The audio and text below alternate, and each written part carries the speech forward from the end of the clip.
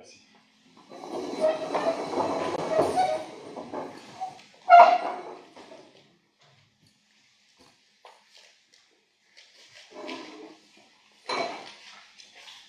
Alors, le secrétaire de séance, ce sera Julien Seillet.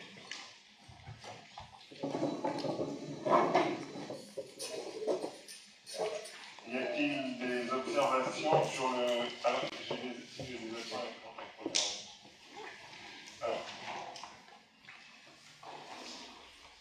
Marie-Vonne Maignan, absente, qui donne pouvoir à Régis Prudhomme. Carole Montagne à Stéphanie Allais. Et Patrice Bayou à moi-même. Pas d'autre sens.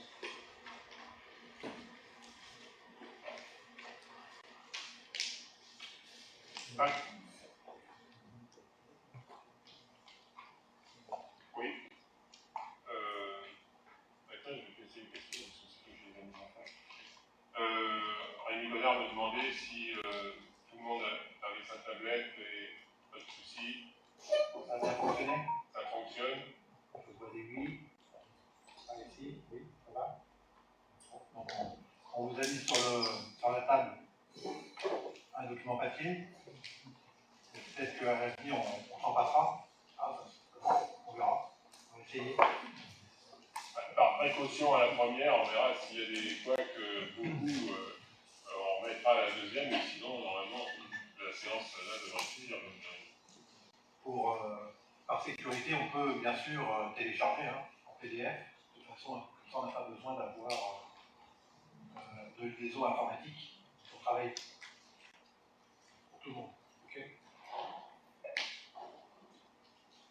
Bien.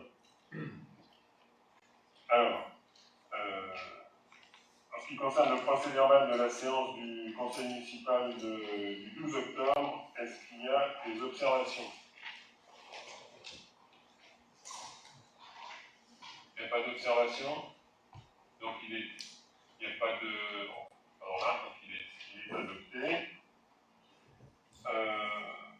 En ce qui concerne les décisions que j'ai prises par délégation du conseil, il y a la relance du lot numéro 3 relatif au marché de travaux de mise aux normes de l'accessibilité avenue du Tilleul. La déclaration de la procédure sans suite du marché de travaux pour l'aménagement d'aires de jeu avenue d'Anjou, commune déléguée de Beaufort-en-Vallée et accueil de loisirs, commune déléguée de Brion. Alors j'ai signé par contre le bon d'achat des jeux pour l'accueil de loisirs de Brion. Et puis Didier Leger vous expliquera. Si vous avez des questions à poser, il vous expliquera. En ce qui concerne le contrat de location au 1 rue des Anciens d'Afrique du Nord, il est loué du 1er octobre au 31 décembre 2020, loyer mensuel 210 €. Forfait et charges mensuelles 80 €. Voilà. Vous avez des questions là-dessus? Non.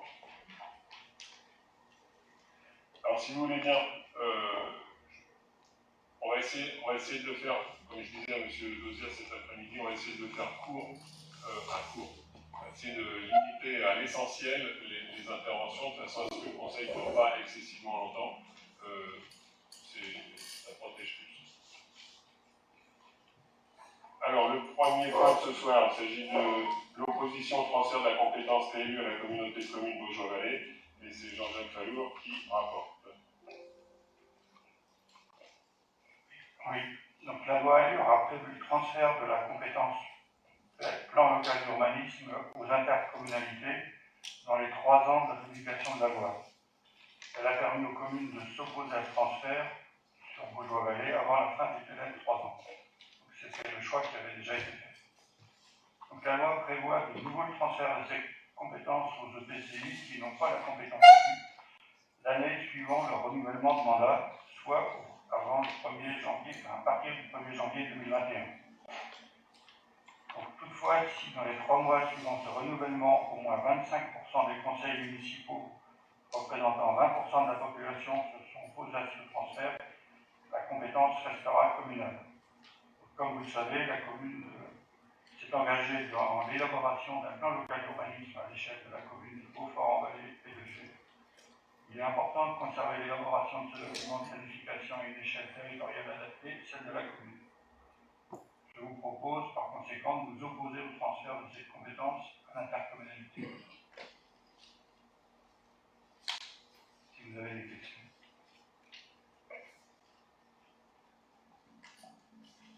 Moi j'avais une question. Non, je voulais simplement savoir ce que faisaient les autres communes pour avoir une idée de comment ça se comporte. Non, mais toutes les communes de la communauté de communes sont dans le même esprit. La communauté de communes réalise un SCOT et nous, on fait des plans.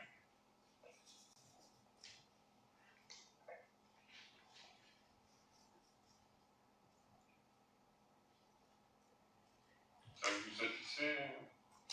Oui, ils font comme nous. Ils proposent. Micro. Pardon. Ils proposent la même chose que nous.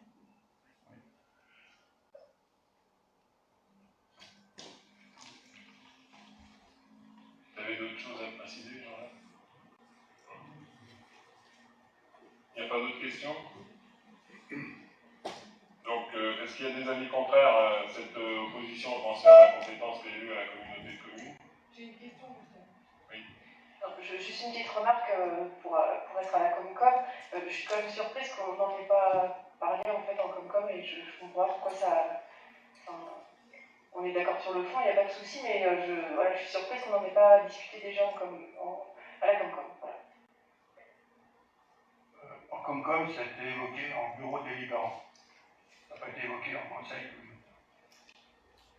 Et pour information, vu les règles, il suffit que Beaugé s'oppose pour qu'il emporte sur la majorité de toutes les communes. Voilà. Enfin, c'est la règle des 25%. Et lui, a priori, il voulait s'opposer au départ. Non, mais tout le monde a lancé la révision des plus, donc on ne va pas abandonner tout ça pour faire un plus communautaire. C'est ça.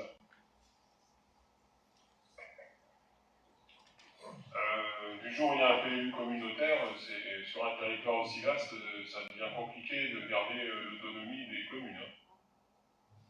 Sur un tout petit territoire comme nous dans la vallée, ça aurait été possible, un PLU, ça c'est clair, intercommunal. Mais sur un grand territoire comme ça paraît compliqué. Bon, il n'y a pas d'opposition à l'opposition. Pas d'abstention. Je vous remercie.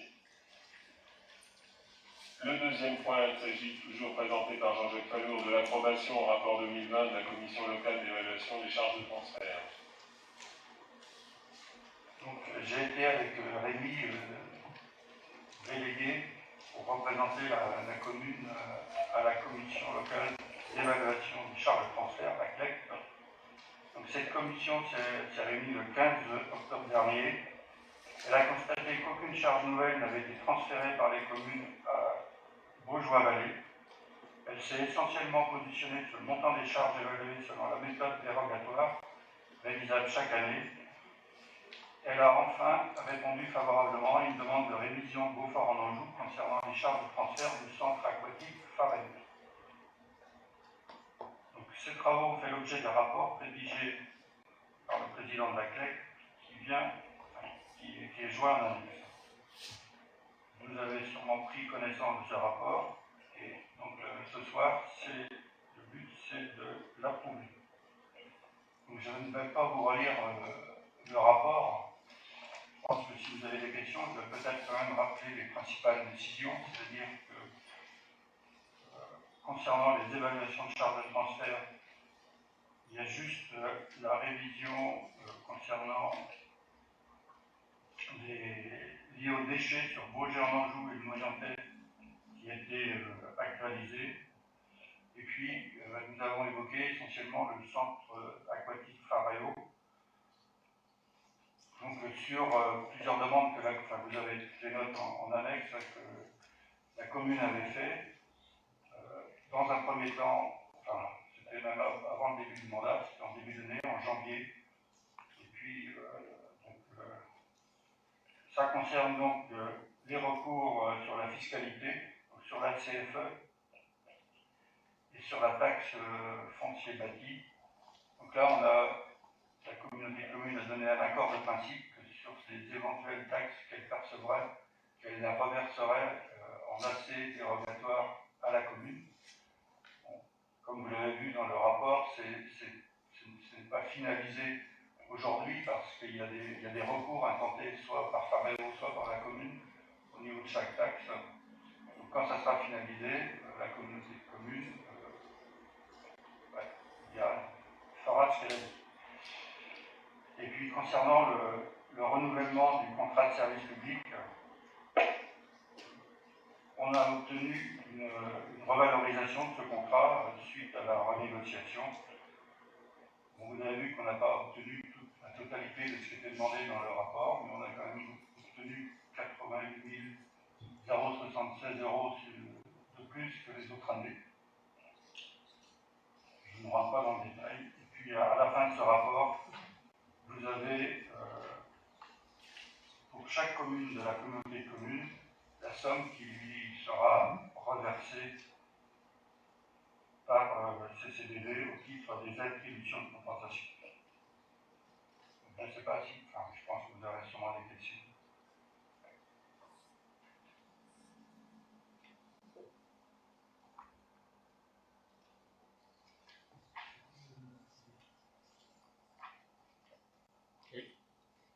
Excusez-moi, est-ce qu'on pourrait avoir un peu d'explication sur le tableau qui est à la fin, qui est à page 7, parce que je suis très confus. Page 7. De la pièce maître. Oui.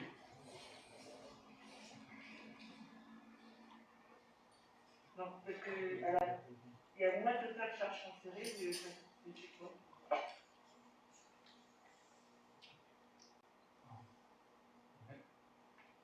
Votre question, c'est quoi? C'est pourquoi il y a des moins? C'est-à-dire que je ne comprends pas trop bien ce tableau bon, AC 2016, donc oui. Ça, c'est les autorisations de compensation qui ont été mises au départ de la communauté de communes Baugeois-Valais.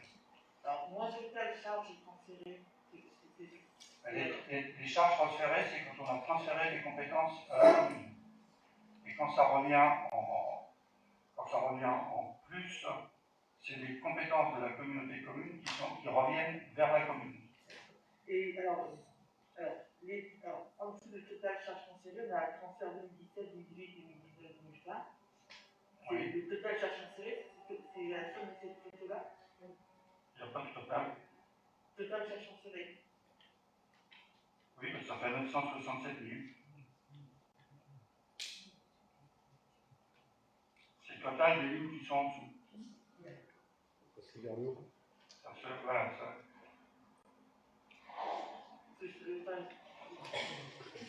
C'est-à-dire que si vous additionnez tout ce qui est surligné en noir, c'est les grands chiffres, et en dessous vous avez le détail. Ce qui vous donne une AC 2020 à la fin. Et la somme de transfert 2020, c'est ce que vous voyez, les 88 076 qui ont été obtenus par Faréo pour la commune de Beaufort-en-Anjou. Donc c'est un tableau qui, ce qui peut vous paraître bizarre, c'est qu'on ne parle pas des anciennes charges qui ont déjà été transférées.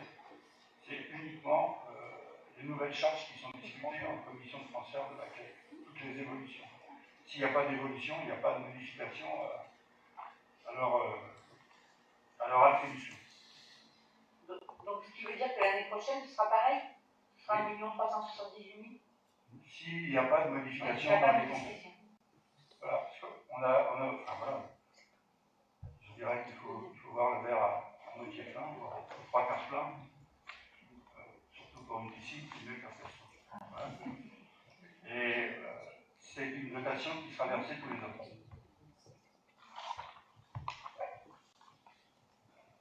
Oui.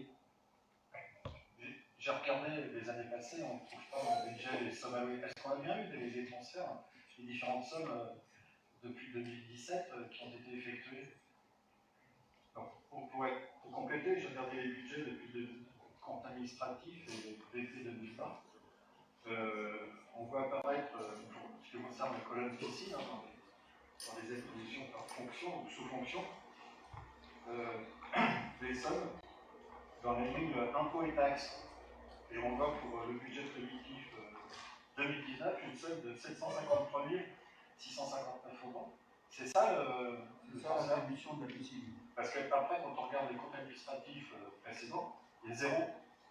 On a porté d'argent sur cette ligne-là, mais ça a été enregistré sur une autre ligne. Je ne sais pas, je pose la question. Est-ce qu'on a bien reçu l'argent qu'on devait recevoir? C'est ça que je pose la question. Pour les années 2016 à 2018. Non, mais oui, je peux vous assurer qu'on a reçu l'argent, vu les montants, ça ne faisait rien dans le budget. Ah oui, mais sur la ligne Là, moi, qui concerne la piscine. Je ne peux pas vous répondre. Hein, là, il y a pour 753 000, voilà, il y a une part investissement et une part fonctionnement. Oui, je sais. Bon, après, nous savons la Comcom, parce que ça s'est présenté en Comcom, le transfert de piscine, avec le fonctionnement et le. oui, bah, ça faisait déjà l'objet de la présentation aux élus, le questionnement. Non, mais dans nos comptes, dans le compte administratif de 2017 à 2019, n'apparaît que cette somme-là dans le BP 2019. Pardon. On la voit bien, on la voit clair, elle apparaît même sur la ligne impôts et taxes. Pour les autres années, c'est zéro. Je n'ai pas la réponse, on va regarder. Hein. Non, mais voilà, c'est bon. Mais voilà, après la Comcom a fait un versement, elle, global. C'est-à-dire, je pense que la CCBV verse la somme totale. C'est la ligne. Après, c'est éventuellement nous qui répartissons, enfin la comptabilité qui est répartie. Mais j'imagine que ça tombe dans le budget général de la commune, mais pour une année, c'était fléché sur la piscine, ligne 73. Alors après, ils vont peut-être mais Stéphane Fouguin nous donnera la réponse à ça. Ça m'étonnerait que Stéphane ait laissé passer. Ouais, que la commune n'ait pas reçu la somme. Mais si vous voulez, on va très bien en 2020. Je vous avais dit 2 mots de cet après-midi, monsieur le maire, concernant est-ce qu'on pourrait faire un conseil plus dédié à la piscine, parce que quand on veut creuser, on se pose beaucoup de questions. Et comme je vous ai dit, tout à fait, donc on fixera une date pour un conseil qui sera consacré à Faré. Une partie. Oui, à ce qui est. Un conseil dédié, c'est très bien. Oui, on pourra faire.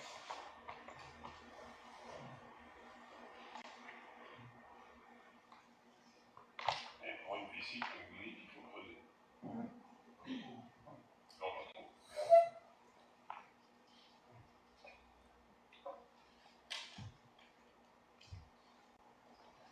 Bon, est-ce qu'il y a des explications qui vous ont été données sont... Je comprends pas grand-chose dans ce que vous me dites, par contre. Le total des années 2017-2020, c'est pas égal ou au moins total.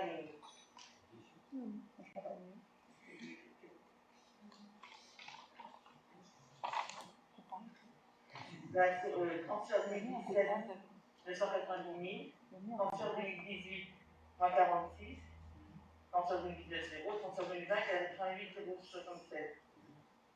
Pour moi, ça fait plus que 997 euros. Et on trouve moins de total charge mensuelle, 967 000.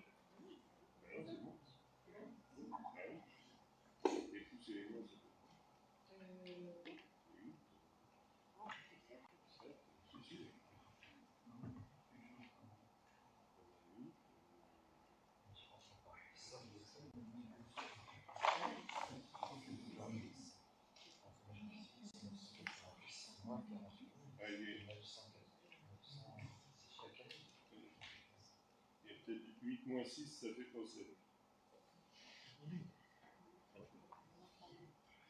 Ouais.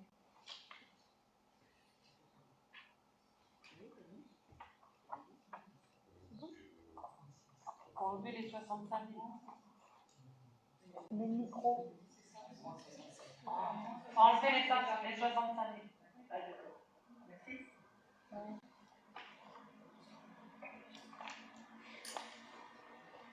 Ouais, c'est ça. Bon. Mais je crois que là-dessus, dans ces tableaux, ces copies de tableaux, là, enfin, il pourrait y avoir des erreurs, mais il n'y en a pas. Il n'y en a pas et calcul est bon. S'il y en avait, ça aurait été signalé. Oui. Bon, alors, est-ce qu'il y a d'autres questions en ce qui concerne ce rapport? Non, pas d'autres questions. Est-ce qu'il y a des avis contraires? Abstention? Il n'y en a pas, je vous remercie. Alors, le troisième point,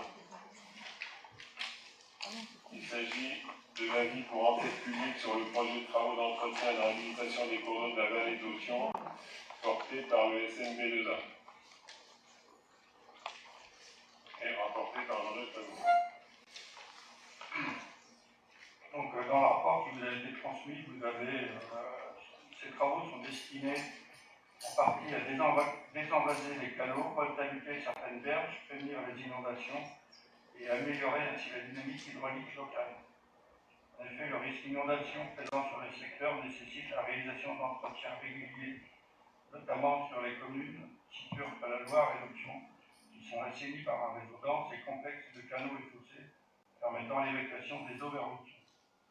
Donc nous sommes concernés, alors on le voit mieux à l'écran de l'ordinateur sur la carte en couleur, par un petit peu sur l'Authion et un départ d'affluence du Coinon. Alors on est concerné par 395 mètres linéaires. Je vous rappelle que ce projet il est soumis à enquête publique qui se termine le 20 novembre, samedi dernier. Pas samedi dernier, mais l'autre d'avant, le commissaire enquêteur était en mairie. Donc je vous encourage à aller, si vous avez des choses à dire, à les porter au cahier qui est disponible à cet effet. Donc ces travaux-là sont essentiels pour l'assainissement de la vallée. Donc moi je vous propose d'émettre un avis favorable à ce dossier. Donc, si vous avez des questions, je pourrais y répondre avec mes collègues du SMB2A qui sont aussi bien au courant que moi de ce dossier.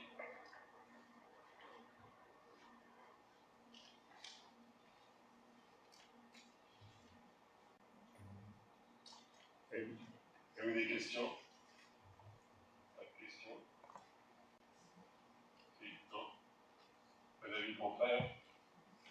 Pas d'abstention? Je vous remercie. Alors, le quatrième point, il s'agit de la constitution du comité consultatif pour le fonctionnement du musée Joseph Denet et de sa composition. Rapporté par Claudette. Voilà, pour réparer la petite erreur qu'on avait fait au dernier conseil, pour le comité consultatif du musée Joseph Denet, on a rajouté 2 personnes parce qu'on avait un petit peu fait ces 2 noms. Il y a, alors pour les élus, il y a Régis Podum, Nathalie Santoin-Rouin, Elisabeth Lenoir, Nathalie Prat, Jean-Michel Minot, Jean-Claude Doineau, Julien Seillet et moi-même, qui font partie de la commission culture et patrimoine. Plus les non-élus, il y a Jean-Luc Allard, représentant des acteurs touristiques de la commune, Jean-Marie Scio, en tant qu'historien local, Denis Drouin, représentant des structures éducatives du territoire, Alain Pasquier, en tant qu'ancien président de l'association des Amis du musée Joseph Denet, Fabrice Parachot, représentant du corps enseignant, en tant que conseiller pédagogique. Ingrid Le Rouge, on a ajouté, et Serge Maille, Philippe Estrade et Katia Breton, et Léonie, représentant des usagers, et Léonie Delouge, représentant le tourisme de Beaujoire-Vallée. Voilà, je pense que j'ai oublié personne. Merci. Voilà. Avez-vous des questions, des remarques? Donc, très bien. Il n'y a pas d'avis contraire ni d'abstention. Je vous remercie. Juste 30 secondes, elle n'est pas marquée Katia Breton dans la grille, non? Non, parce que bon, j'ai eu les noms, les dossiers étaient sortis. Donc ils sont ajoutés au compte rendu. Le comité consultatif bibliothèque composition, alors donc ça c'est la même chose, il manquait une personne. Donc pour la bibliothèque, le comité consultatif, c'est pour les élus. Pour les élus, c'est Régis Podem, Nathalie Santon-Ardouin, Elisabeth Lenoir, Nathalie Bras, Jean-Michel Minot, Jean-Claude Douaneau, Julien Ségué et moi-même. Pour les non-élus, il y a Bernard Adrillon, représentant des habitants de G, Christophe Loquet, Sonia Brière, Ingrid Lerouge et Xavier Liègre, représentant des usagers. Claire Bouvillin, représentant les bénévoles de la bibliothèque. Et Vincent Poitvin, représentant des écoles de la commune. Voilà.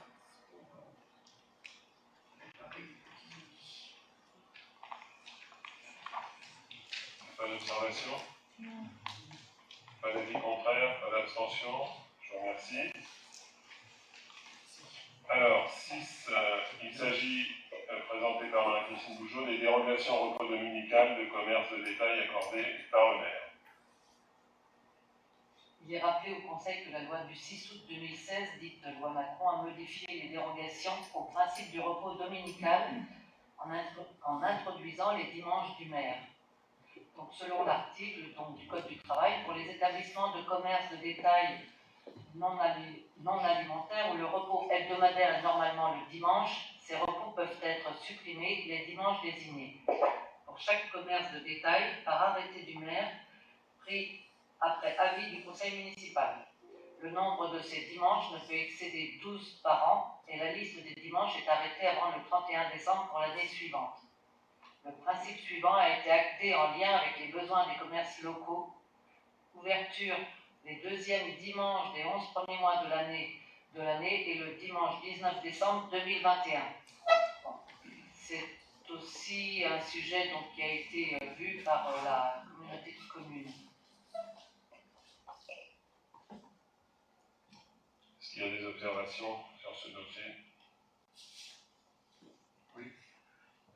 Nous, on ne l'a pas vu en tant que conseiller volontaire communautaire, donc on n'est pas au courant de ce que pense la communauté de communes. Donc, ça a été vu, enfin moi j'ai demandé donc au représentant de la Comcom, enfin vice-président, et ça a été vu.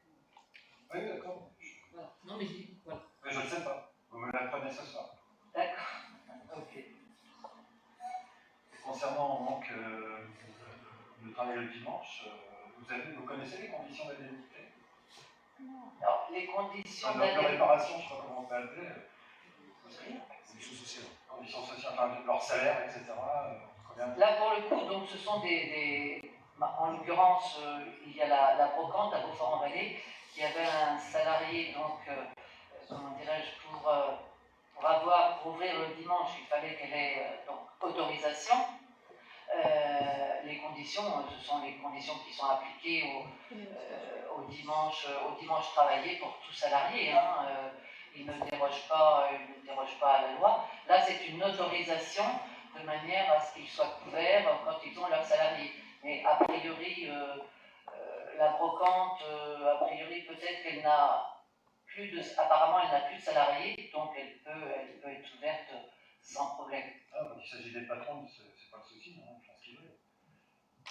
Par contre, pour les salariés, il y a des conditions de réparation. Enfin, si on travaillait un dimanche, j'imagine, quand je travaillais, c'était deux fois le double d'une journée, et puis une récupération double aussi. Un dimanche compte deux. Oui, non mais ça, de toute façon. Non, mais vous ne connaissez pas, donc c'est tout. Je voulais savoir un petit peu ces conditions-là, puisque je crois que tous les 6, là, on n'est pas favorable au travail du dimanche. On préfère que les gens aillent faire du sport, voire le matin à l'église ou ailleurs. Voilà, donc, elles sont en famille, avoir des libertés, et ne pas leur imposer d'aller travailler. Parce que si ma mémoire est bonne, c'est basé sur le volontariat, le salarié. Mais un volontariat, quand il y a 1 ou 2 salariés dans une société, c'est un peu limite. C'est un beau mot dans le papier, mais dans la réalité, c'est pas des volontariats. De toute façon, c'est vrai que vous avez, vous, c'est votre vision donc, du travail du dimanche. Là, c'est une autorisation qui est demandée, qui était demandée et octroyée pour ce commerce, enfin, si on peut l'appeler commerce. Voilà, c'était une autorisation qui avait été donnée. J'entends bien. Mais de toute façon, je pense que après, je ne sais pas si la personne, j'imagine que la personne qui vient travailler, elle est d'accord. Hein. Quand elle est toute seule, c'est un peu difficile de ne pas être d'accord. Ouais, non, mais c'est pas la question qu'on nous pose. Hein. Ça sort de la compétence du maire. Moi, on me demande pas mon avis sur le code du travail et autres, et les indemnités perçues. Est-ce que c'est payé? J'entends bien, mais si on n'autorise pas, il ne faut pas le faire. Moi, oui. Mais peut-être que le jour où il y aura une majorité de citoyens qui n'ont pas envie d'y aller le dimanche, s'ils n'y vont pas, le commerçant, il n'ouvrira pas.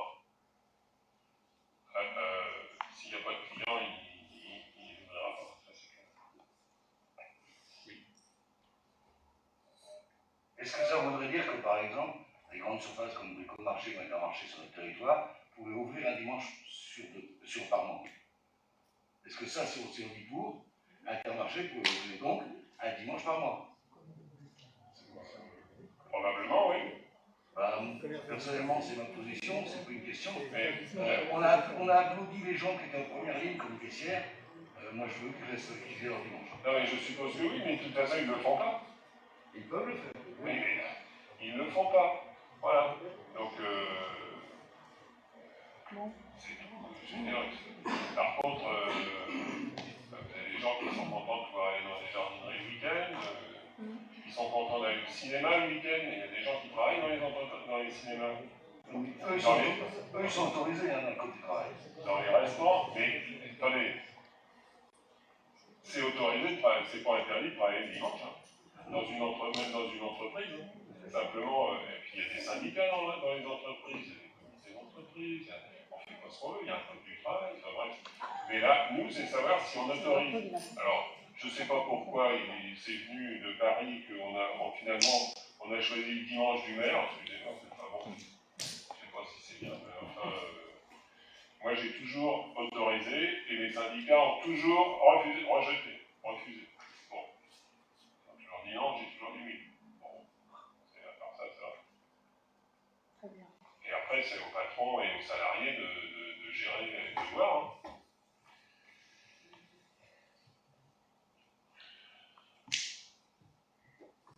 Bon. Donc, alors, on va passer au vote, puisque si j'ai bien compris, vous êtes un certain nombre à être contre. Madame Lenoir, oui. Madame Lenoir. Moi, est-ce que vous en avez discuté avec les commerçants de Bouffort? Non, parce que j'ai certaines villes, les petits commerçants chez lui, ils ne sont pas trop d'accord que quand ils passent où le dimanche. Non, mais On n'a pas Mais discuté là, dimanche.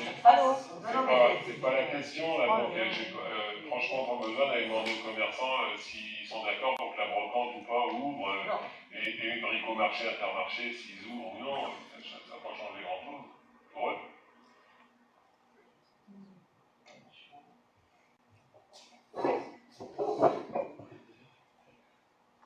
On va pas refaire le code du travail ce soir, ça c'est sûr.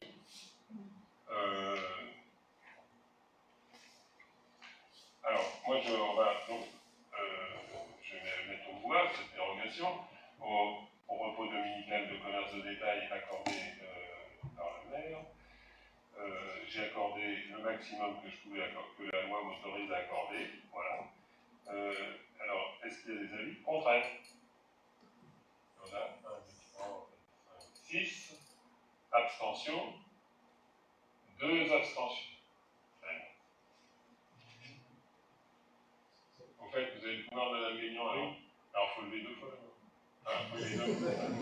Donc, non, mais parce que, attention, vous avez le pouvoir, ça ne veut pas dire que vous votez automatiquement à sa place. Donc, voilà, ça fait donc 3 abstentions et 6 contre. Merci. Septièmement, prestation de service d'assurance, autorisation du maire à signer le marché. Présenté par Rémi Godin. Le marché relatif aux différentes assurances de la commune est arrivé à son terme. arrivera à son terme le 31 décembre prochain. Donc tout le processus d'appel d'offres a été lancé et clos.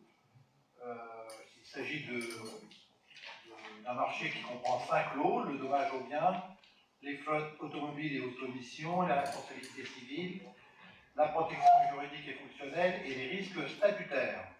Donc tout le process a été décrit et vous avez ici tous les candidats qui se sont présentés à nous, à laquelle il faut retenir, voilà, lors de sa séance du 4 novembre 2020 et au vu du rapport d'analyse des offres, la commission d'appel d'offres a attribué le marché comme suit, donc à la société Groupama Loire-Bretagne pour le lot numéro 1, à la société Groupama Loire-Bretagne pour le lot numéro 2, au groupement Paris Nord Assurance Service Arias Dommage pour le lot numéro 3, au groupement SMACL Assurance Mutex pour le lot numéro 4, et pour le lot numéro 5, au groupement Sopaxis Alliance Vie.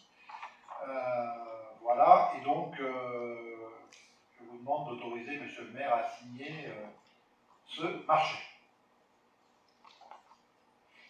Merci. Avez-vous des questions? Moi, j'ai juste, par curiosité, on a combien d'affaires automobiles avec combien de véhicules? De mémoire, si je ne me trompe pas, je crois que c'est 31 ou quelque chose comme ça. Je pourrais vous le redire si vous le voulez très exactement, je l'ai le chiffre, mais je crois que c'est 31 véhicules. Et je vérifierai avant qu'on fasse le rapport, donc si ce n'est pas le bon chiffre, vous m'en voudrez pas, c'est que j'aurais mis le vrai chiffre. C'est de mémoire. Monsieur Rosier. Oui, je voudrais savoir si la piscine est dedans.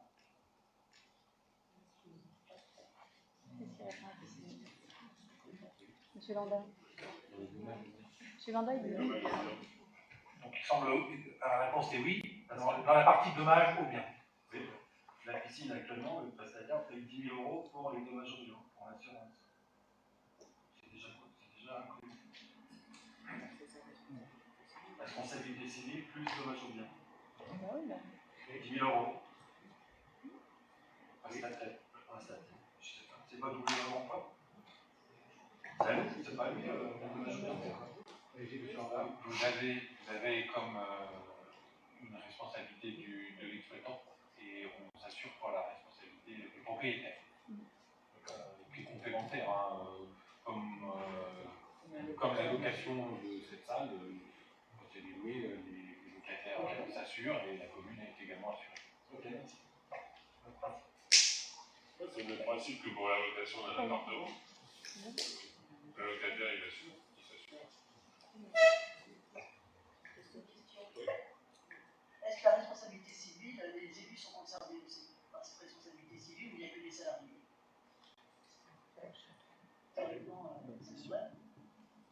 Oui, quand on a des déplacements en voiture quand on a des déplacements en voiture, on est remboursé, enfin on est assuré pour et la responsabilité civile aussi pour les élus. Donc ça veut dire quand on vient au conseil municipal, si on a un accident, on est assuré par l'assurance. Si vous cassez votre voiture ou si voilà, vous avez il y a une responsabilité. C'est un accident de trajet. Un accident de trajet. C'est considéré comme un accident de trajet. Voilà. Si vous avez fait votre déclaration. Non, je rigole. Une précision sur les véhicules, c'est le contrat automission qui vient garantir les véhicules des collaborateurs ou des élus dans l'exercice de leur mission. La responsabilité civile, c'est la garantie vis-à-vis des tiers, quels que ce soit les élus ou les services. Et il y a également la protection juridique et fonctionnelle qui vient protéger les élus dans l'exercice de leur fonction.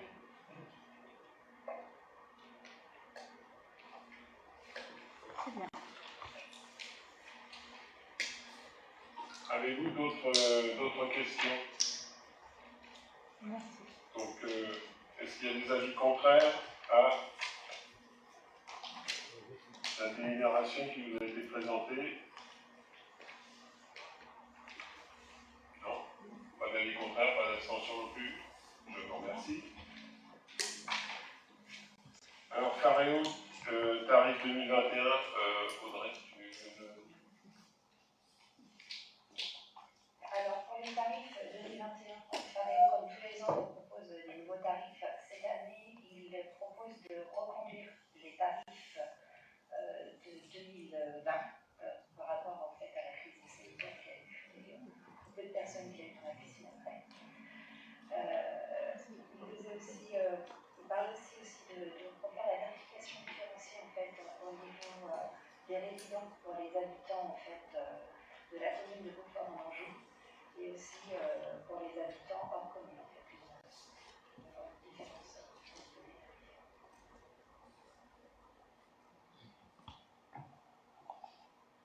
Bien, merci. Est-ce que vous avez des questions? C'est juste une remarque, ça n'apporte pas forcément une réponse immédiate. En regardant les tarifs justement, je constate par exemple que pour les enfants qui veulent apprendre à nager, le tarif passe annuel pour une séance hebdomadaire de 45 minutes de septembre jusqu'à juin.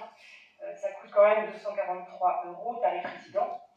Je me disais que pour certaines familles modestes, c'est quand même un effort assez considérable pour quelque chose qui est de l'ordre de la sécurité de tous en fait. Et je me disais qu'il serait peut-être bon d'essayer de penser à une tarification un peu plus basse.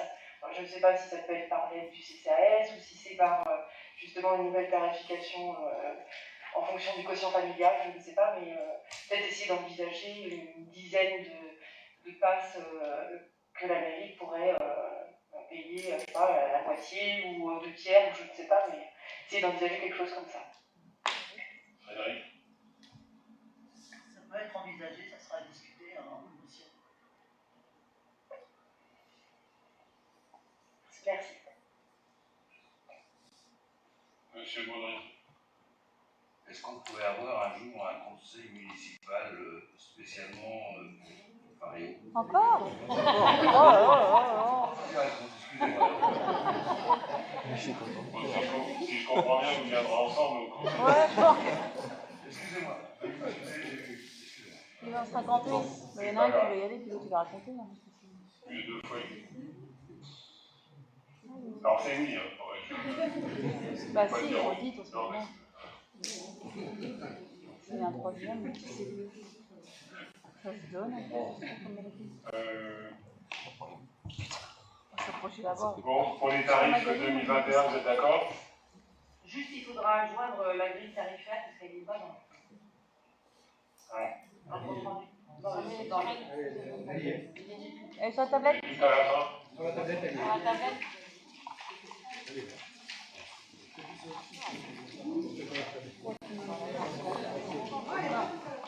Ah non, la tablette. Sur la tablette, elle y est. Elle n'est pas sur le papier, mais elle est sur la tablette.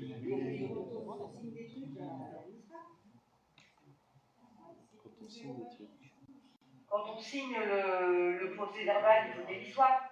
Ah, donc procès verbal, c'est vrai. Ah oui. Oui. Et d'ailleurs, M. Landa se pose la question, mais oui, bien sûr, le procès verbal, il est papier. Encore. Bon. Et donc, forcément, il faut que la grille soit avec le papier. C'est une bonne observation.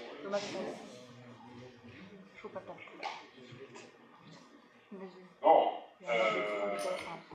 ça y est, j'ai fait voter. Non, on n'a pas voté. Bon, alors, il n'y a pas d'avis contraire, pas d'abstention, je vous remercie. Alors, tarif des accueils de loisirs, Didier Leger. Oui, comme tous les ans, on vote les tarifs des services espaces scolaires et restauration scolaire. Je vous rappelle le mode de calcul des tarifs qui tient compte du quotient familial avec l'application d'un taux. Alors, cela permet de déterminer le tarif de chaque prestation adapté à chaque ménage et proportionnel à ses revenus, avec un prix plancher et un prix plafond. Ce mode de calcul évite aussi tous les effets de seuil. On paye vraiment en fonction de son quotient familial.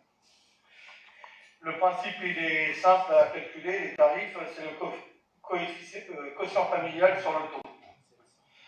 Cette année, la Commission vous propose une augmentation de 1,16 à 1,61% selon les structures, ce qui représente 7 à 18 centimes pour les accueils de loisirs et 3 à 7 centimes pour la restauration scolaire.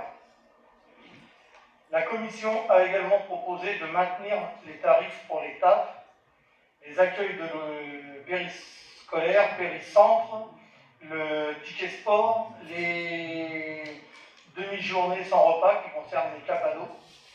Et donc vous ne les retrouverez pas, elles, ce soir dans les délivres, parce que comme c'est un maintien de prix, elles n'apparaissent pas. Voilà, autrement, vous avez les grilles avec les anciens tarifs et les nouveaux tarifs. Si vous avez des questions, n'hésitez pas.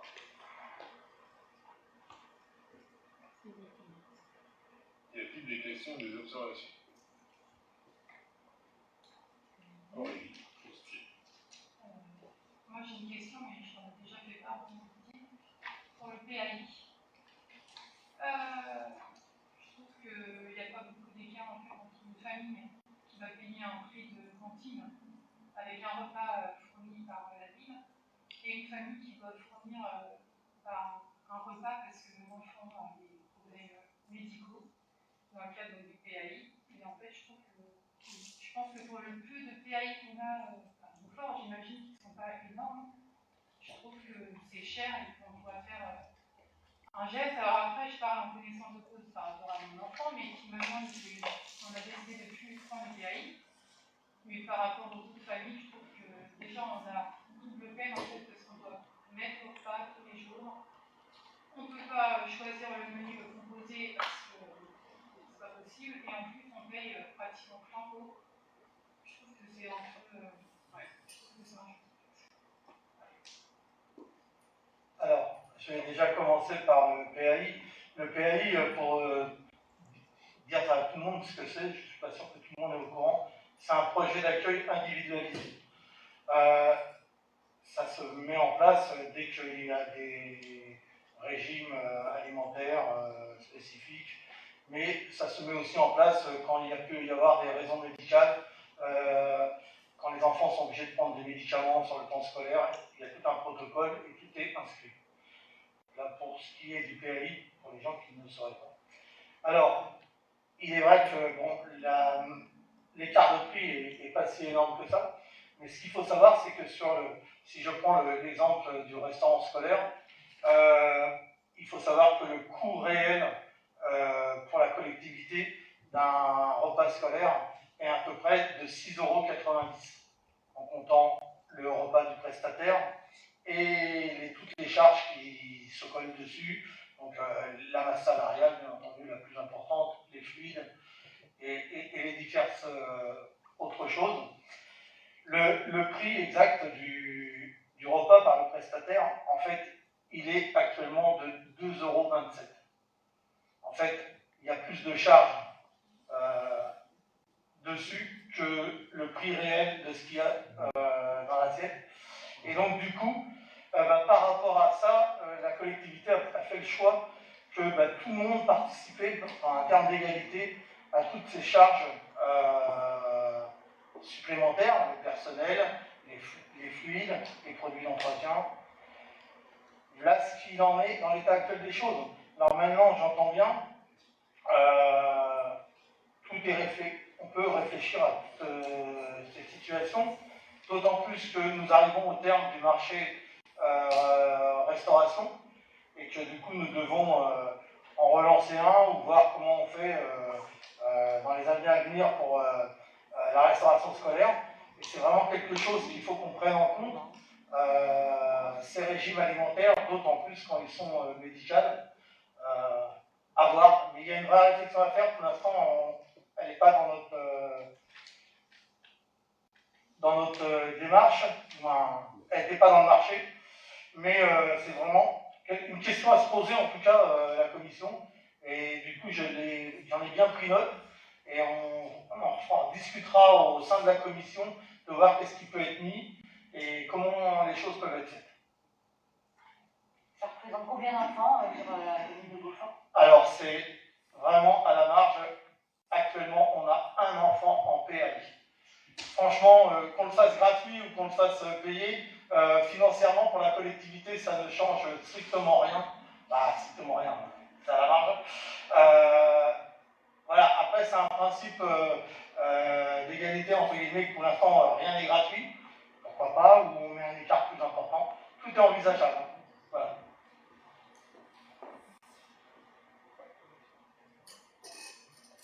Mais il y a des responsabilités qui sont très lourdes. Sur des allergies qui peuvent être fatales, c'est des responsabilités très lourdes. Donc, moi, je demande à la commission d'en discuter. Et puis, il n'y a pas que ça sur les repas spéciaux et depuis. Parce que ce débat-là a eu lieu il y a déjà quelques années, mais il mérite de revenir, de revoir un peu l'actualité et puis en discuter et puis savoir ce qu'on va faire. Parce que ce serait quand même dommage de ne pas l'inclure dans le prochain marché. Si on inclut quelque chose. Tout à fait, hein. C'est vraiment, voilà, on est vraiment, c'est l'occasion de vraiment en discuter. D'accord.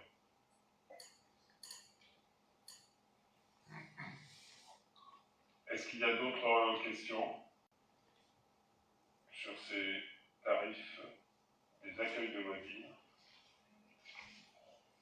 Pas d'autres questions? Est-ce qu'il y a des avis contraires? Abstention? Il n'y en a pas, je vous remercie. Alors, tarif de la restauration scolaire, IEG. Donc voilà, oui, je vous ai fait la présentation qui englobait un peu les deux.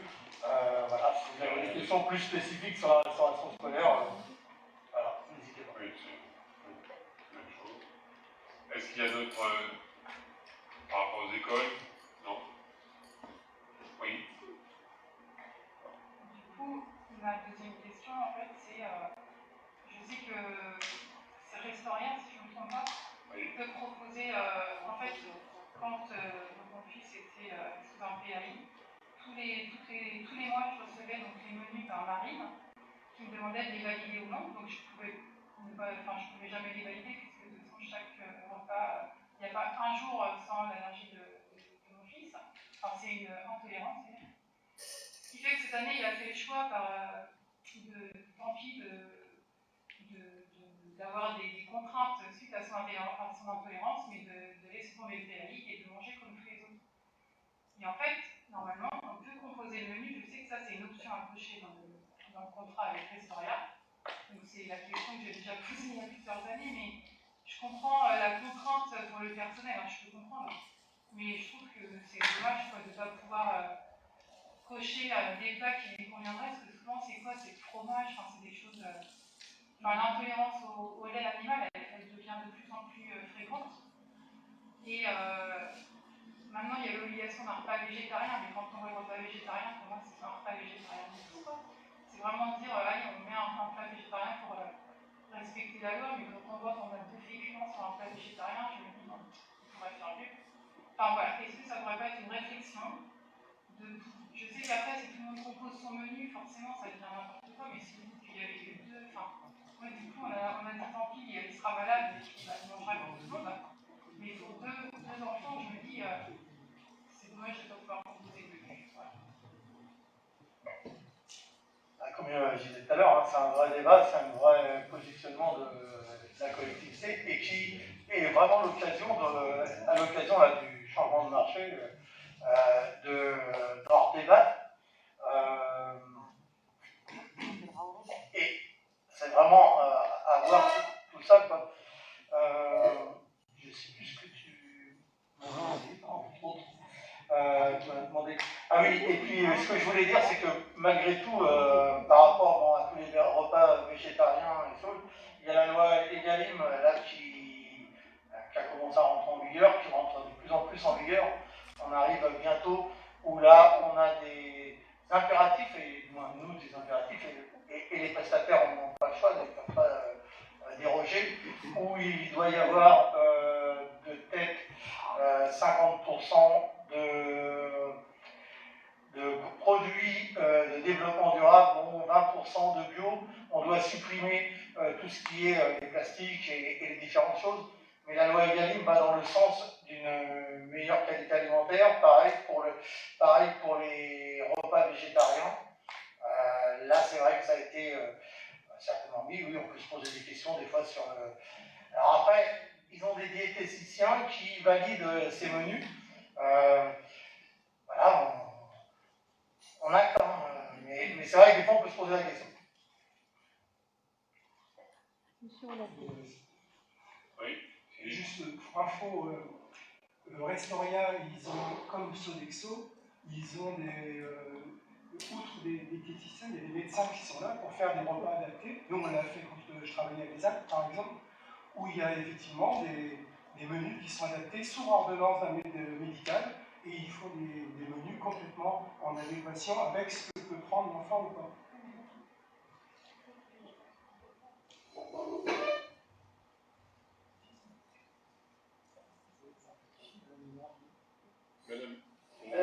Juste pour, de façon plus globale, pour dire qu'il faudra vraiment réfléchir pour le prestataire, c'est quand même, enfin, là on augmente un petit peu, mais il faut aussi avoir en mémoire que les parents se souviennent quand même du mois de mai, du mois de juin, où les salades qui ont été livrées par Restoria, c'était vraiment une catastrophe. Hein, donc voilà, évidemment que le coût augmente chaque année, mais faut quand même que la qualité soit là derrière et on n'est pas toujours servi avec Restoria.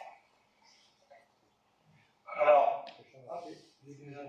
là je dois reconnaître, oui, alors à la suite du premier confinement, au déconfinement, il est clair, hein, il y a eu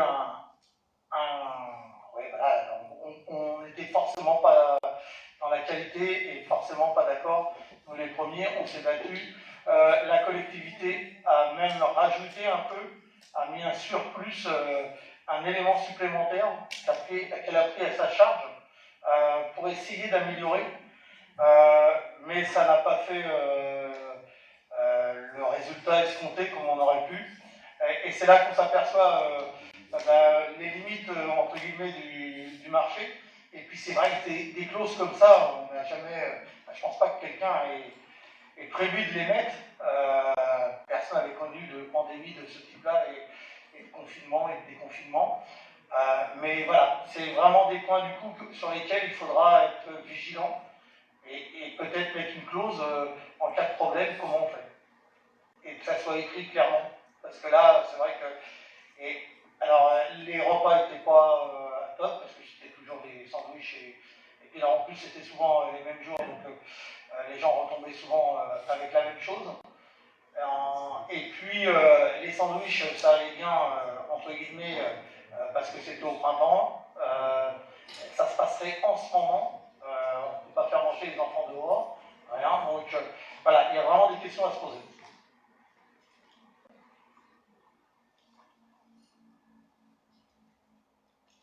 Est-ce qu'il y a d'autres questions? Je pense que ça ne devait pas être facile pour toutes ces entreprises de restauration, le redémarrage du mois de mai dans les écoles.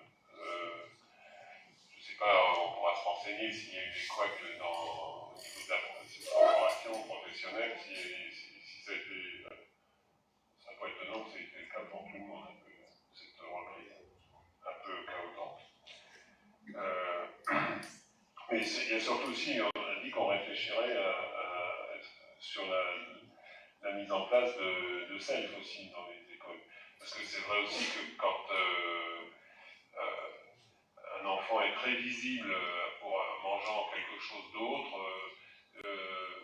ou un menu spécial, souvent les autres se moquent de lui, c'est pas toujours très tendre. Maintenant, dans le choix dans le self, avoir moins le choix entre deux plats, et ça pourrait être...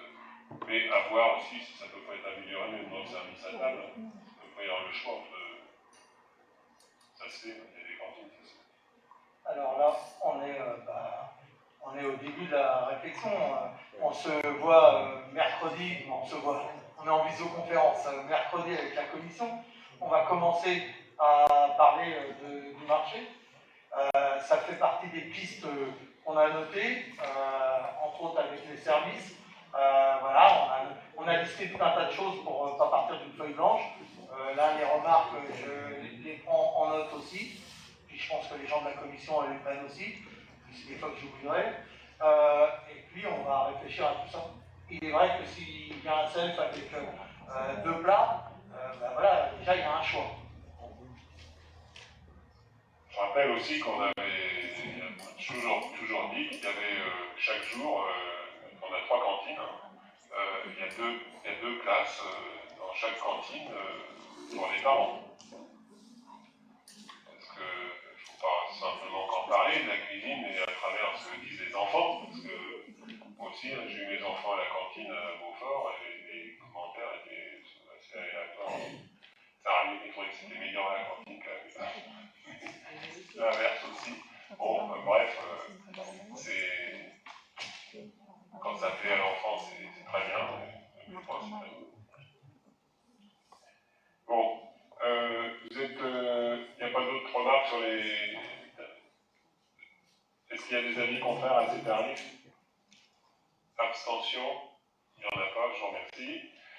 Alors, il s'agit, le point 11, d'une subvention exceptionnelle attribuée à la mission locale en Chine. Frédéric Dozy. Oui, donc la mission locale en Chine accompagne nos jeunes de 16 à moins de 26 ans sur le territoire en permanence et elle avait des bureaux, des bâtiments sur Angers, sur 4 sites différents. Ce qui n'était pas forcément très pratique pour l'organisation, pour les jeunes qui y allaient. Donc ils ont décidé de réunir les 4 sites dans un lieu près de la CCI. Et financièrement, 73% de l'achat de ces bâtiments, plus quelques restaurations, ça a été pris à 73% par la CCI et puis la mission locale. Et ils demandent aux communes de participer au prorata du nombre d'habitants. Donc voilà, ils nous demandent une somme de 691 €, plus pour, je pense, faire des ravalements du genre tapisserie, moquette et tout. Voilà. Donc c'est passé en commission sociale, qui a donné la différence.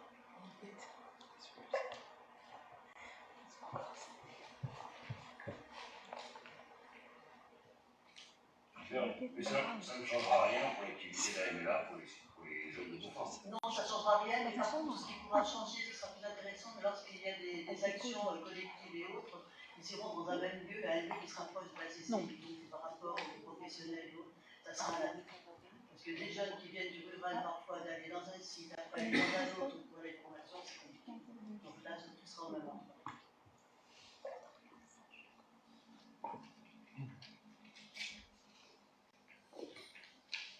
Bien. Avez-vous d'autres remarques, d'autres questions? Il n'y a pas d'avis contraire à l'attribution de cette subvention? Pas d'abstention, je vous remercie. Le point numéro 12, il s'agit de France Service, labellisation du projet par la préfecture et signature d'avenant à la convention départementale France Service de Maine-et-Loire. Voilà une labellisation que Frédéric Dozy va nous présenter et qui récompense l'excellent travail que Frédéric Dozy a pu faire avec tous ses collaborateurs autour, les agents et autres. Et l'entente des agents, effectivement. Donc effectivement, depuis septembre 2020, nous sommes labellisés France Service. Nous sommes la seule d'ailleurs du territoire. Donc c'est un atout et maintenant, effectivement, nous faisons partie de la liste des France Service du département et ce sera assigné par M. le maire. C'est un atout. Voilà. Donc je peux vous dire que ça y est, le France Service est en activité et le confinement favorise beaucoup son démarrage parce qu'énormément de personnes viennent pour des papiers administratifs et autres, et notamment quand on voit que la sécurité sociale est surchargée de travail, donc ne répond pas, les gens viennent maintenant à France Service et France Service a un référent à la sécurité sociale, donc il a la réponse tout de suite et ça règle des problèmes et ça sera comme ça avec tous les partenaires. Enfin, j'espère fortement. C'est bien parti comme ça, donc c'est comme un atout. Donc jusqu'à la fin de l'année, ça sera exclusivement sur Beaufort, et à partir de janvier, ça sera sur les autres communes avec une permanence une fois par semaine. Donc d'où la délibération pour après sur l'embauche d'une personne en service. Donc là, c'est autorisé, monsieur le maire, à signer l'avenant. c'est pas du problème. En sachant qu'on aura la subvention de 30 000 euros, il n'y aura pas de prorata au mois, donc c'est pas mal. Ça nous permettra effectivement d'embaucher une personne et éventuellement envisager d'autres dépenses. Bien. Donc vous m'autorisez à signer l'avenant à la convention départementale en service. Il n'y a pas d'avis contraire, pas d'abstention. Je vous remercie. Le centre d'animation sociale, toujours. Création d'un poste, Frédéric Bozzi vient de nous en parler. D'agent d'accueil pour France Service et le centre d'animation sociale. En sachant que sur France Service, nous sommes tenus d'avoir 2 personnes présentes sur le site. Donc il y a 2 personnes qui ont été déjà formées, mais 2 personnes qui ne sont pas forcément à temps plein. Donc ce serait important d'avoir une autre personne à l'accueil qui soit exclusivement là pour accueillir, physiquement, mais aussi téléphoniquement, soutenir au niveau numérique et autres. Donc voilà, c'est une personne et donc l'embauche se fera en accord avec les autres communes, comme nous avons fait pour le directeur du centre social, comme ça rentre dans compétences entendre, la compétence entendre. Donc voilà, il nous faut l'accord du conseil municipal pour l'embauche de ces personnes. On peut peut-être rappeler où ça se situe pour ceux qui viendraient d'arriver dans la commune. Donc France Service se trouve dans les locaux de l'espace social. Ah, excusez-moi, j'ai éteint les allumés. Rue de Rennes, dans l'espace, donc où il y a déjà pas mal de services, c'est-à-dire qu'il y a tout ce qui est insertion, il y a étape, il y a la mission locale, il y a l'ADMR, il y a on aura bientôt le trésor public qui viendra. Donc, dans un premier temps, peut-être une fois par mois, mais en fonction des demandes qu'il y aura, peut-être il accroîtra sa participation.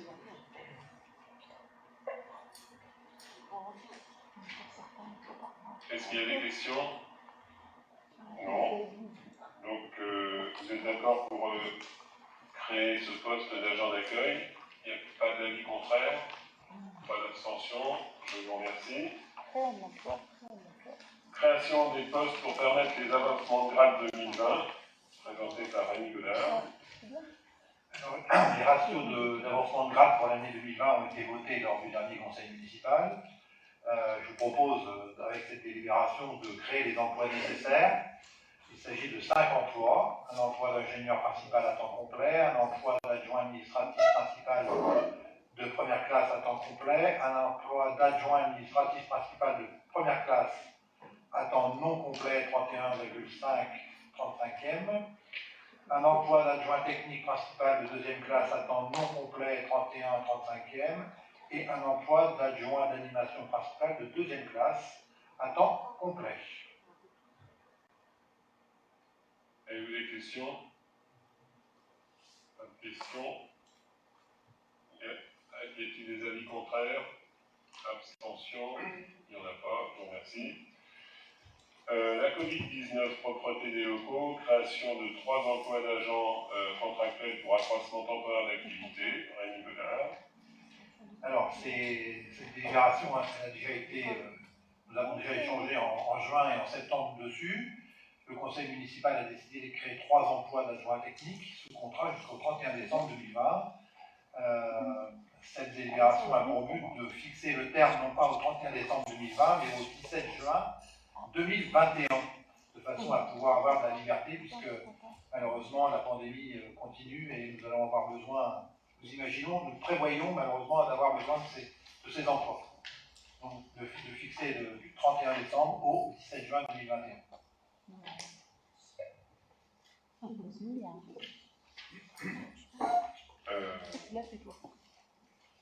Est-ce qu'il y a des questions?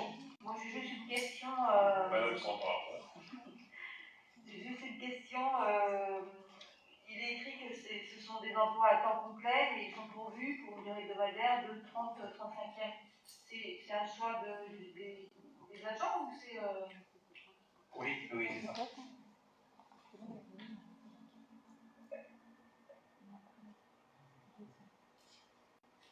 Oui, par contre, ils sont pourvus sur la base de 35, mais ils souhaitent répondre.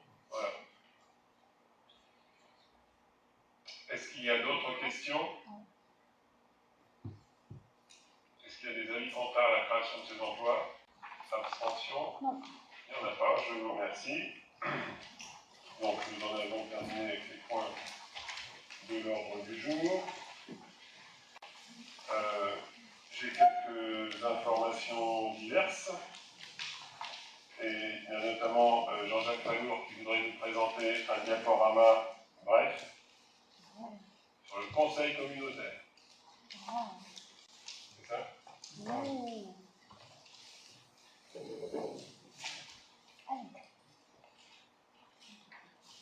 Donc, en effet, il avait été demandé, c'était aussi un échange entre la communauté de communes et les communes, les maires, c'est d'avoir un retour en conseil municipal de ce qui se fait, enfin, c'est un résumé de ce qui se fait au conseil communautaire sur le territoire de Beaujois-Vallée.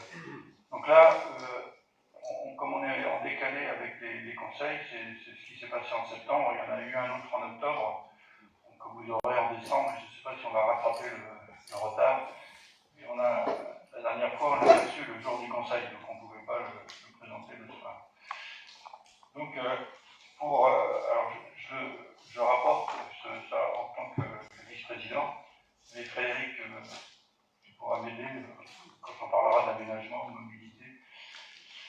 Donc, Beaujois-Vallée, au Conseil de septembre, on a validé des feuilles de route. Donc, c'est un choix du président, mais dans le fonctionnement.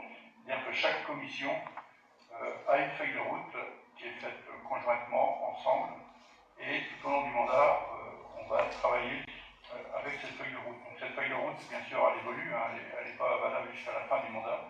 Enfin, c'est pas la même, du moins. Et elle évolue en fonction des circonstances de ce qui se passe dans l'actualité.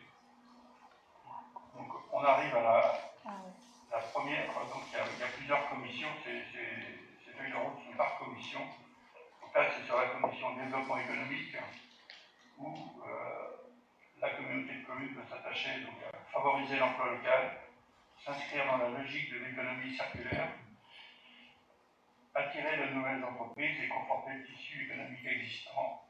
Donc la construction d'ateliers relais, des villages artisans, et pour le secteur de la vallée, une création d'une pépinière d'entreprise, et puis créer aussi des espaces de coworking. Donc pour la commission tourisme, les objectifs, c'est donc communiquer et promouvoir l'offre de tourisme, tout le tourisme sur le territoire. Donc, jouer la carte de l'itinérance, notamment sur tout ce qui est itinéraire cycliste et pédestre, et puis fédérer les professionnels du tourisme donc, au sein de différentes chartes. Donc, aménagement, habilité à mobilité, tu peux te laisser, Frédéric, ou... Non, vas-y, continue, Jean-Jacques. Donc, écrire des projets futurs, donc un partenariat accentué commune, communauté, commune. La volonté, c'est de travailler, j'allais dire, main dans la main. Donc, une cohérence territoriale, notamment avec les documents, le SCOT et le PLH. Travaille aussi sur les zones humides à l'échelle du territoire. Donc, un nouvel axe de travail, la mobilité. Donc, les compétences, on sera chargé éventuellement de mettre en place. Et puis, dans la logique du plan climat, air, énergie, donc il y a un certain nombre d'actions qui ont été mises en œuvre, enfin qui ont été définies, et c'est maintenant de les mettre en œuvre. Et puis, un sujet sur aux énergies renouvelables et au plan alimentaire du territoire. Ça rejoint un petit peu le débat qu'on avait tout à l'heure par rapport à ce qu'on met dans les cantines à manger à nos enfants. Et puis, mise en action du PSAFP avec des thématiques transversales, donc dynamiser l'économie tout en relocalisant les productions et la consommation énergétique et alimentaire, et la proximité et la résilience du territoire.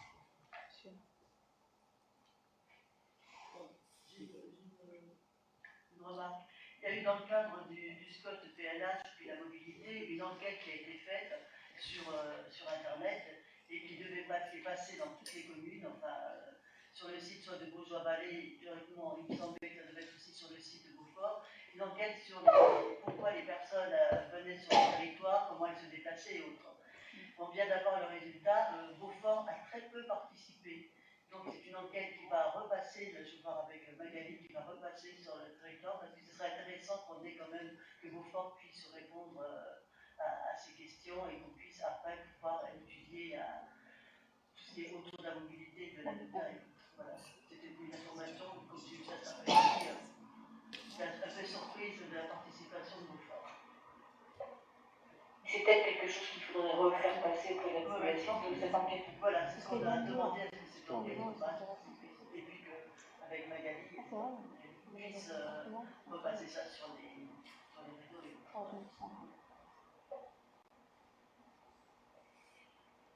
Donc, on continue avec la commission école de musique, et politique contractuelle culturelle. Donc, c'est renforcer les actions auprès des écoles du territoire, d'avoir une offre diversifiée, de finaliser l'organisation actuelle en renforçant l'esprit communautaire, et puis rénover les sites de Beaufort-en-Anjou et de Mazémillon, et d'être un acteur culturel partenaire des communes.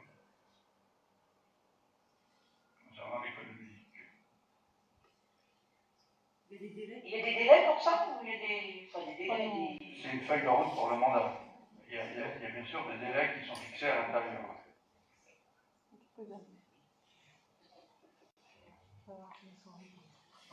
Concernant la commission eau, assainissement, GEMAPI, c'est la commission que je m'occupe, c'est d'avoir une démarche globale pour l'eau et l'assainissement collectif, avec un programme de travaux pluriannuel. On essaye de programmer les investissements à venir. Concernant l'assainissement collectif et l'eau potable, c'est d'avoir un réseau performant et entretenu.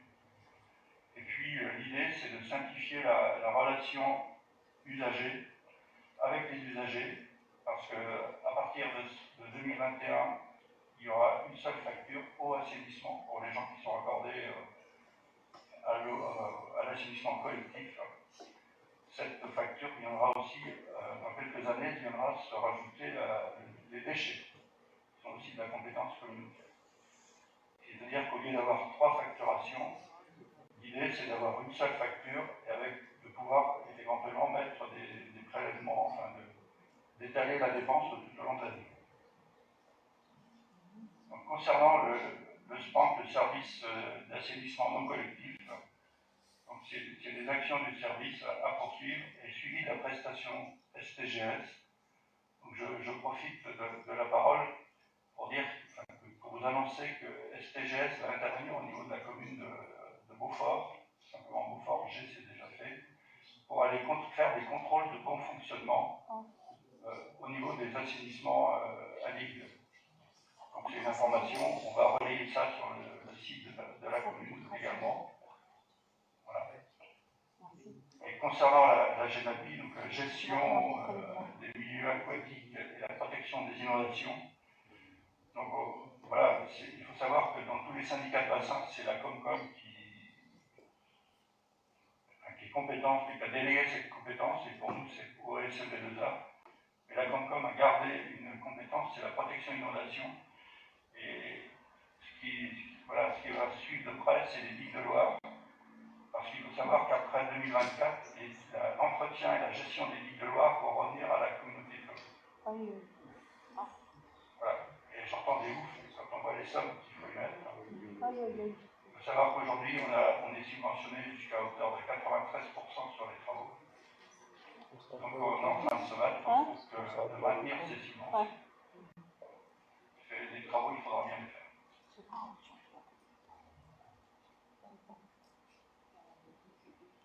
Sur la commission gestion et valorisation des déchets, énergie renouvelable, donc là c'est des bouleversements quand même. Voilà, parce que la communauté commune a pris exerce pleinement la compétence sur tout le territoire, donc avec des circuits de collecte optimisés, Donc il y a des questions sur le choix des financements et de la tarification unique. Il faut savoir qu'aujourd'hui, on est en redevance incitative, mais ce n'est pas le cas sur tout le territoire. Plus de valorisation des déchets collectés, d'avoir une politique de sensibilisation pour réduire les déchets, l'économie circulaire et les énergies renouvelables à encourager, et puis la formation auprès des citoyens à amplifier par rapport au tri des déchets.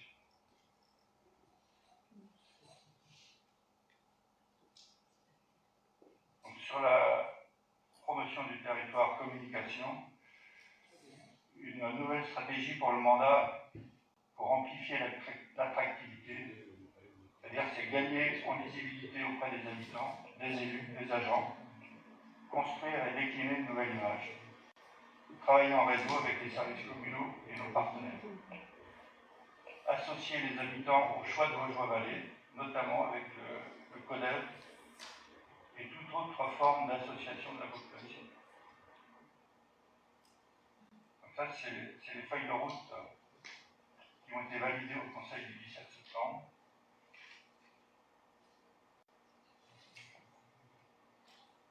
Voilà. Et il y a eu quelques décisions qui ont été prises sur... il faut savoir que la Comcom peut donner des aides à l'immobilier aux entreprises. Donc il y a deux entreprises, il y a une fabrique des bières d'Anjou qui a créé 2 emplois, donc qui a obtenu de l'aide, ainsi que la société Bernard Nutrition Animale. Puis il y a eu des sessions d'ateliers relais à Actival sur Beaufort et après Barreau sur Mazet. On a acquis une parcelle sur la ZAC Sainte-Catherine à Beaujeu. Et puis la dernière slide, c'est sur le fonds de péréquation intercommunale, le FPIC, donc, où la CCBV répartit entièrement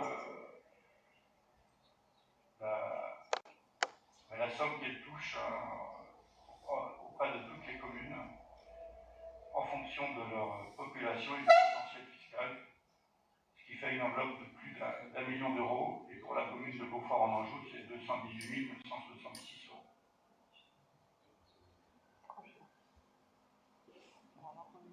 Voilà, donc là, il y avait plus de points à l'ordre du jour, mais c'est le résumé des principales décisions. Le but étant d'informer les conseils communaux de ce qui se passe à la communauté. Eh bien, merci Jean-Jacques. Alors, j'avais aussi... j'ai reçu la réponse de monsieur le sous-préfet. Une question. Pardon, une question, monsieur. Monsieur Fallois, on peut peut-être préciser à nos collègues qu'ils peuvent avoir accès à l'extranet, je ne sais pas si tout le monde le sait, comment on y est. L'extranet de Beaujois, c'est sur les tablettes. C'est bon? Oui. Vous savez? Oui, et les feuilles de route qu'on a vues sont justement sur le site. Elles sont Pour ça. sur le site. Oui. Merci.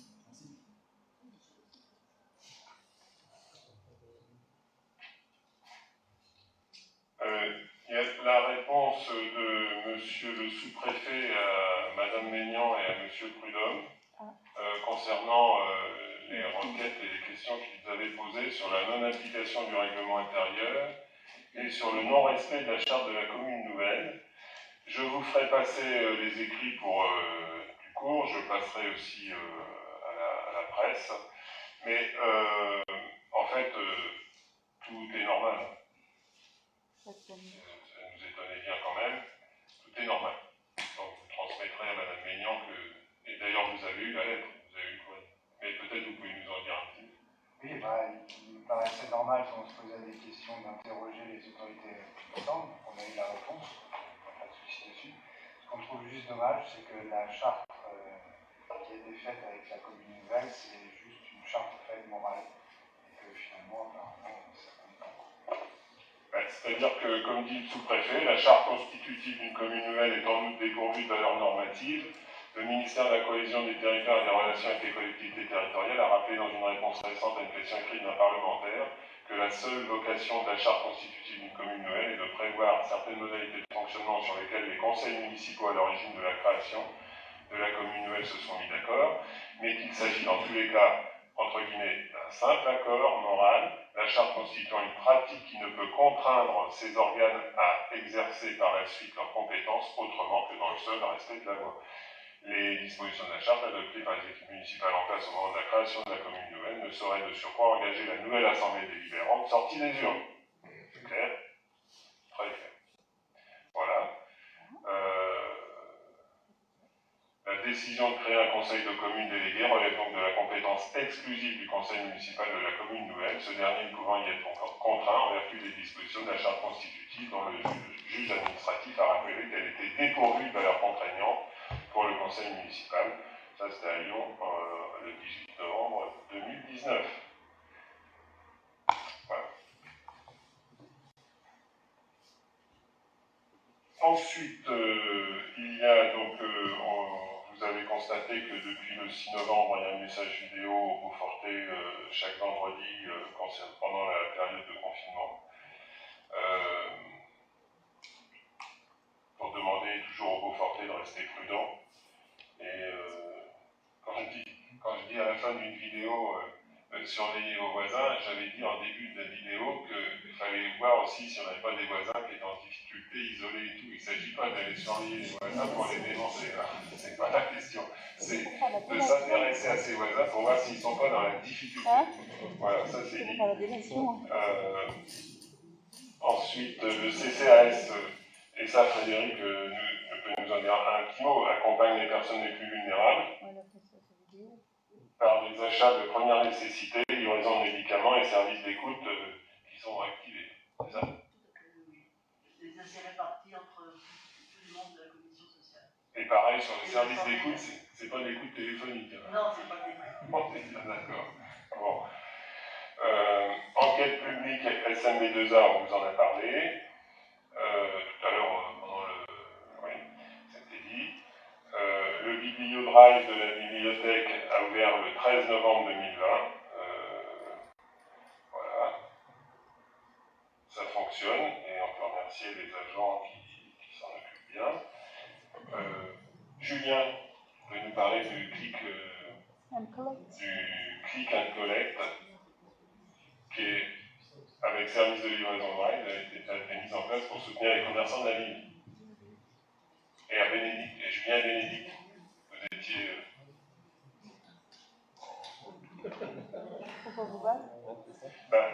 C'est-à-dire, c'est le moment de rappeler que c'est aussi la commune qui participe à ça. Oui, c'est ça. Donc, on a entrepris avec Bénédicte et Virginie aussi, il y a près de 3 semaines, des discussions avec les commerçants de Beaufort, en particulier l'association des commerçants, pour qu'on organise un click and collect municipal. Dans l'urgence et certaines difficultés à laquelle on était confrontés pour la création du site ou pour pouvoir recevoir les paiements, on s'est orienté vers la plateforme Acheter en Beaujois-Vallée qui était une option clé en main pour nous.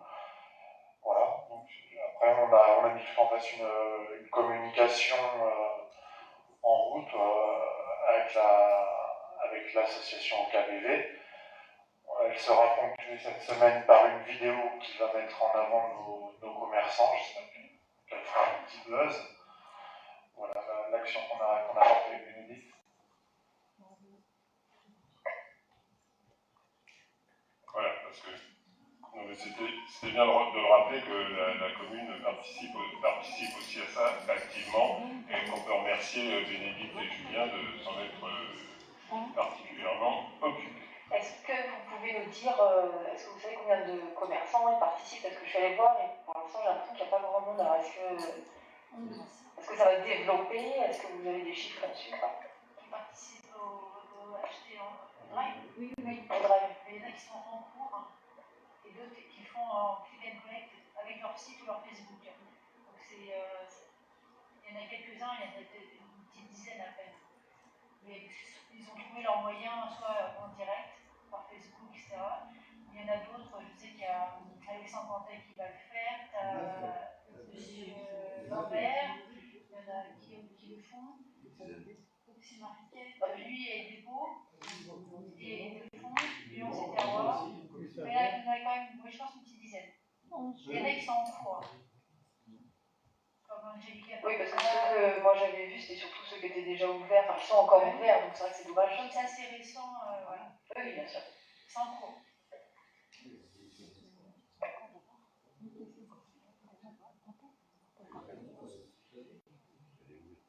Parce que même les choutiers qui n'y étaient pas, il va le faire. Enfin voilà, je pense que malgré tout, ça a permis voilà, de s'y mettre. Il faut peut-être rappeler que l'inscription est gratuite.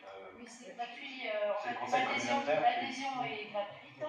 Pas le conseil communautaire. Voilà, et il y a 2 mois gratuits de différents types en fait. Une cotisation de 10 à 15 euros. Voilà. Et autrement, il y a pour le drive, parce que soit ça peut être juste une fenêtre sur ce qu'ils ont, ou ils peuvent utiliser le drive. Et là, il y a un surplus, c'est 30 euros par mois. Et la Comcom a décidé d'offrir 2 mois. Voilà.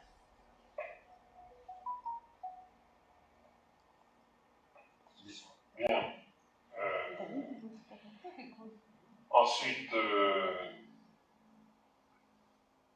on vous a parlé de plan de formation et les demandes de formation sont à transmettre puisque le retour était prévu le 13 novembre 2020, donc vous pouvez encore là rapidement transmettre. On a reçu les vôtres. Donc n'hésitez pas à transmettre. Et là, c'est demain après-demain. C'est ça? Oui. Bah, le plus rapidement possible. Elles sont annulées en ce moment, les formations. Oui. Mais ça n'empêche pas de s'inscrire.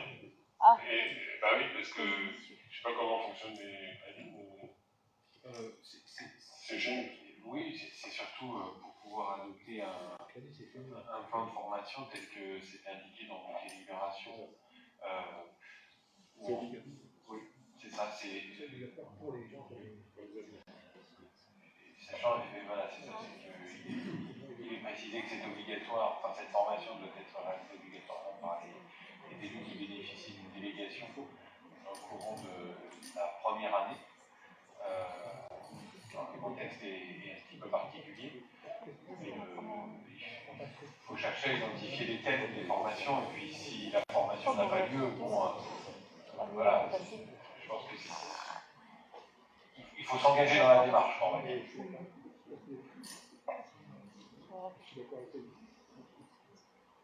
Voilà, et le dernier point,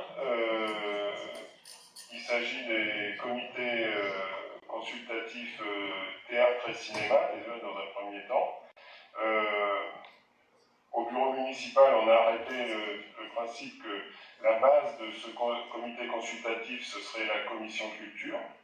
Et on va lancer un appel, évidemment, aux citoyens. Et on veut que pour ces comités consultatifs qui sont pour des constructions, et qui ne sont pas tout à fait quand même, qui n'ont pas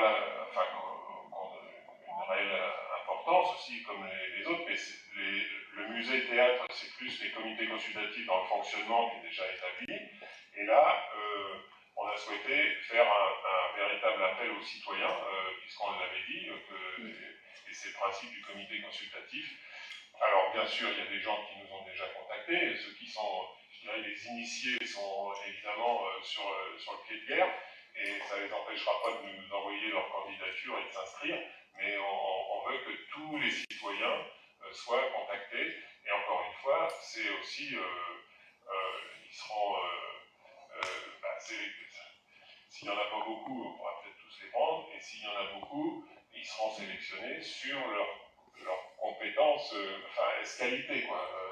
Voilà. En ce qui concerne Montbaume, on partirait plutôt sur le principe que la base serait le bureau municipal. Pourquoi? Parce que dans un quartier qu'on construit et qu'on veut un quartier moderne dans 30 ans et non pas d'il y a 30 ans, avec toutes les technologies modernes de connectique et autres, facilité, bref, ça concerne toutes les commissions. Voilà. Et en y mettant toutes les commissions, c'est l'ensemble du conseil municipal qui, de toute façon, travaillera sur Montbaume. Ça, c'est clair. Voilà. prochaine fois, et on va faire un appel aux citoyens intéressés, et puis après on verra le cadre de travail, comment on pourra, je dirais, organiser ça.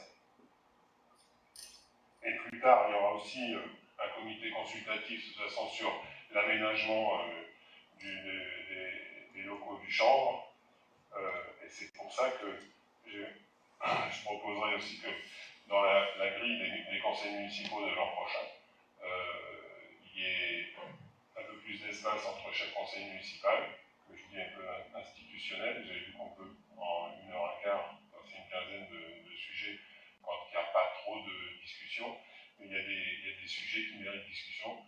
Comme là, vous avez souhaité faire un conseil sur Faréo, on le fera, et il y aura forcément des conseils qui seront réservés à des projets comme Ambaume et autres. Mais c'est pas normal aussi qu'un conseil municipal puisse se réunir la semaine d'après un comité consultatif ou d'une réunion publique pour discuter.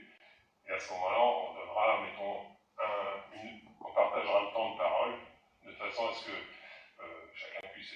Enfin, c'est compliqué, hein, parce que 33 personnes qui parlent, mais par contre, si on peut faire un conseil municipal où il y a une heure, on partage le temps de parole, en gros, 1 heure pour la majorité, 1 heure pour les listes minoritaires, et puis voilà, ça peut se faire comme ça.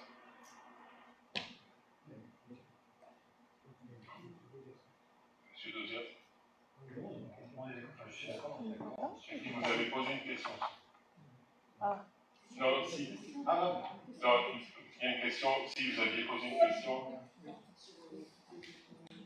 J'ai oublié.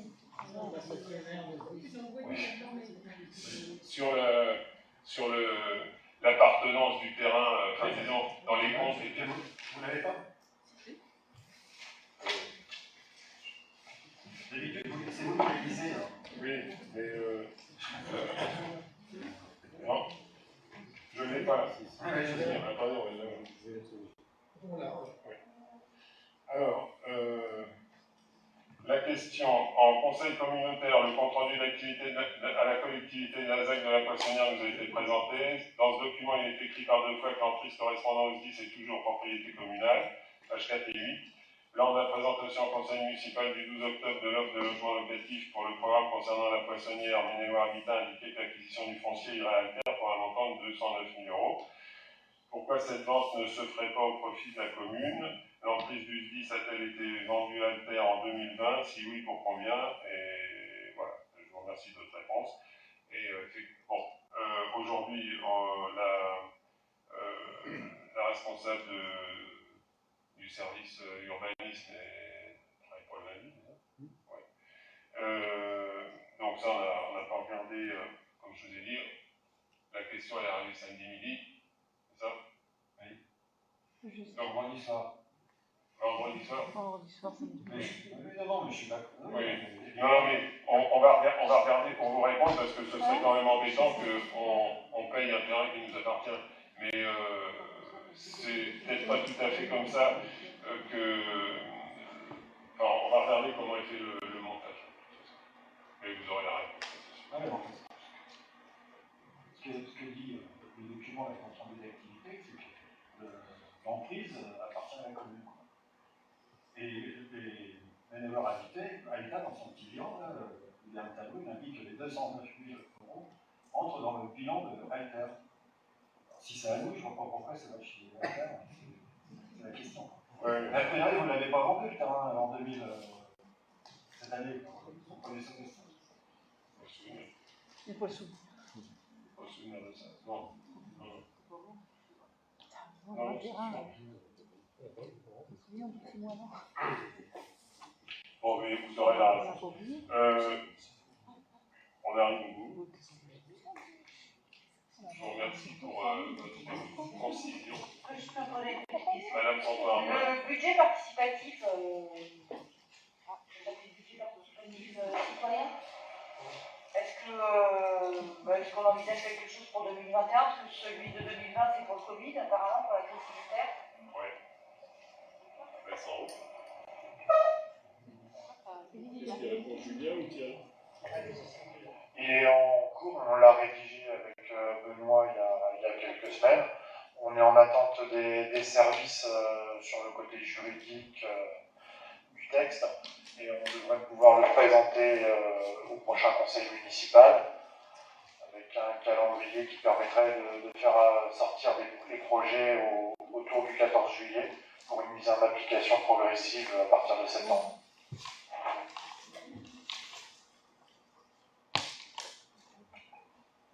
Est-ce qu'il y a d'autres questions? Oui, monsieur le maire. Oui. Oui, je voulais informer le conseil que le... Micro.